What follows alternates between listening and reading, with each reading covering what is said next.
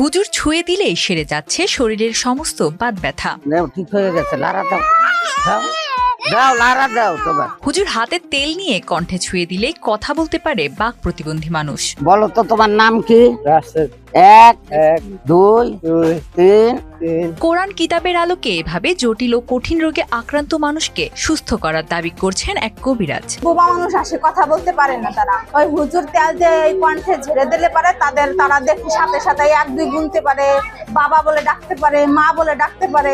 Doctor যেখানে বিফল সেখানে আল্লাহর দোয়ায় হুজুরের উসিলায় সব রোগ সেরে যাচ্ছে বলে দাবি করেন এই ব্যক্তি। আল্লাহ আমার উসিলায় ঠিক করে, চোখ অন্ধ তাদেরকেও আল্লাহ ঠিক করে, যারা বোবা তাদেরকেও ঠিক করে, যারা একদম অসল হয়ে গেছে, ডাক্তারের বাদ হয়ে গেছে, তারাও আল্লাহ আমার উসিলায় মুক্তি পায়।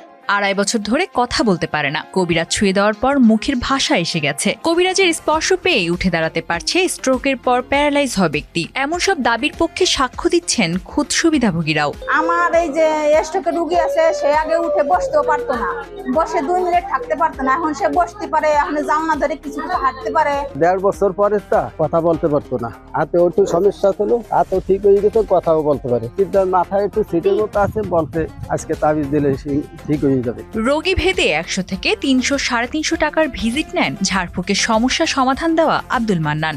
মোটামুটি আল্লাহ দিলে একটা রেজাল্ট পাইছে, মোটামুটি একটু ভালোর দিকে। প্রথম যখন নতুন রোগী আসে তখন 100 টাকা নেয়, প্রতিবন্ধী রোগী যারা স্টক করা রোগী তাদের দ্বারা নেয় 330 টাকা। অল্প খরচে রোগ সেরে যাওয়ার খবরে নতুন রোগীর ভিড় যেমন বাড়ছে, তেমনি একবার উপকার পেয়ে বারবার আসার রোগীর সংখ্যাও কম নয়। অনেক মানসিকতা শুনছেন, ভালো ট্রিটমেন্ট করে। হুজুরের এখান থেকে অনেক রোগী ভালো হয়েছে, প্লাস আমি নতুন রোগী আজকে আসছি দেখানোর জন্য। যত দিন যাচ্ছে ততই যেন জনপ্রিয়তা বাড়ছে আব্দুল মান্নানের। তার কাছ থেকে সেবা নিয়ে জীবনের জটিল সমস্যার সমাধান পেতে ছুটে আসছেন দূর দূরান্ত থেকে মানুষ। আমার হাতের সমস্যা অনেক জনের কাছে শুনছি যে অনেক রোগী ভালো হয়েছে, ইনশাল্লাহ আমরাও মুক্তি করে আসছি, দেখা যাক এখন দেখাবো আর কি ইনশাল্লাহ।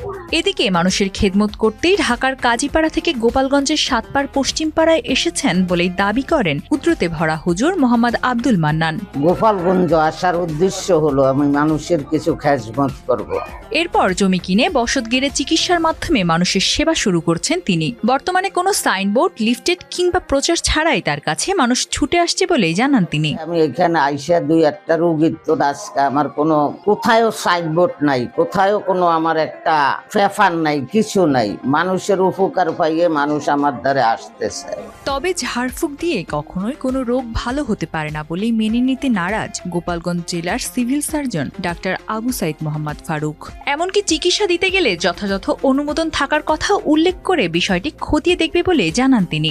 কখনোই ঠিক হতে পারে না, অসম্ভব একটা ব্যাপার। বলা যায় যে মানুষের ক্ষতি করতেছে, তারা মানুষ প্রলুব্ধ হচ্ছে এবং এটা বন্ধ করার ব্যবস্থা আমরা অবিলম্বে নেব।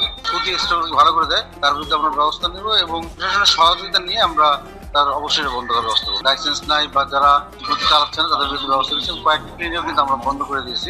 উঠো এবার, উঠো। সঞ্জিতা লাবণী, মাই টিভি। আবার উঠো, বসো, উঠো, বসো।